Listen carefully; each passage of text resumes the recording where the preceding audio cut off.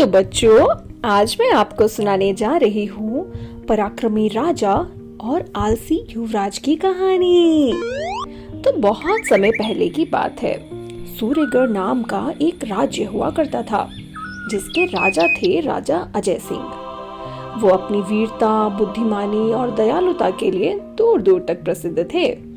राजा अपनी प्रजा का बहुत ध्यान रखते और उनकी प्रजा भी उनसे बहुत खुश रहती। राजा का एक बेटा था, युवराज विक्रम। विक्रम सुंदर था, पढ़ा लिखा था, लेकिन आलसी बहुत था। अपना पूरा वक्त वो सोने में और शाही दावतों में गुजार देता।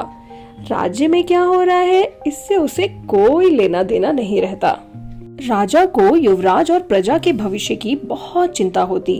वो अक्सर सोचा करते, अगर विक्रम ने खुद को नहीं बदला तो इस राज्य का भविष्य अंधकार में होगा। एक दिन राजा को एक युक्ति सूझी। उन्होंने युवराज को बुलाया और बोले, बेटा, मैं तुम्हें एक खास तोहफा देना चाहता हूँ। सैनिक एक बड़ा सा चमचमाता हुआ सोने का पिंजरा लाए, जिसमें एक बेहद खूबसूरत लेकिन थकी हुई सी चिड़िया थी। राजा ने कहा, इस चिड़िया की देखभाल 3 महीने तक करो। अगर ये खुश होकर गाना गाने लगे तो मैं तुम्हें राज्य सौंप दूंगा। अगर यह मर गई तो तुम्हें महल छोड़ना होगा। यह सुनकर युवराज हैरान था। उसे कुछ समझ नहीं आया, पर राजा का आदेश था तो उसे पिंजरा लेना पड़ा। युवराज ने सोचा, सोने का पिंजरा है, चिड़िया को और क्या चाहिए। वो उसे महंगे दाने, मीठे फल और इत्र की खुशबू देता रहा, लेकिन चिड़िया चुप रही।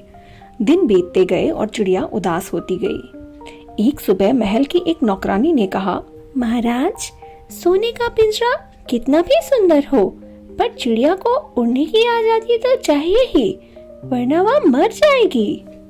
युवराज ने पिंजरा खोला। चिड़िया उड़कर आसमान में चली गई और वहीं पेड़ पर बैठकर मधुर गीत गाने लगी। चिड़िया को इस तरह से खुश देखकर युवराज को पहली बार ये समझ में आया, मैं इस चिड़िया को अपने जैसे ही कैद कर रहा हूँ। मैं भी तो महल की आराम की दीवारों में कैद हूँ, बाहर की सच्चाई से दूर। और उसी दिन युवराज ने निश्चय किया कि अब वह भी महल की 4 दीवारी छोड़कर प्रजा के बीच जाएगा, उनकी खुशियाँ और दुख समझेगा। 3 महीने बाद जब समय पूरा हुआ तो राजा ने पूछा, विक्रम, चिड़िया कहाँ है? विक्रम ने मुस्कुरा कर कहा, पिंजरे में नहीं, आजादी में। जैसे एक राजा को सिर्फ सोने के ताज में नहीं, बल्कि जनता के दिलों में रहना चाहिए। युवराज की यह बात सुनकर राजा की आंखें भर आईं और उन्होंने युवराज को गले लगा लिया और बोले, तुम अपनी परीक्षा में पास हुए और आज तुमने खुद को सच्चा राजा साबित कर दिया। मैं अब यह राज्य तुम्हें सौंपता हूँ। तो बच्चों, आज की इस कहानी से हमें क्या सीख मिलती है? ये कि सोने का पिंजरा चाहे कितना ही सुंदर क्यों ना हो, पर आजादी और जिम्मेदारी की हवा के बिना सब अधूरा है।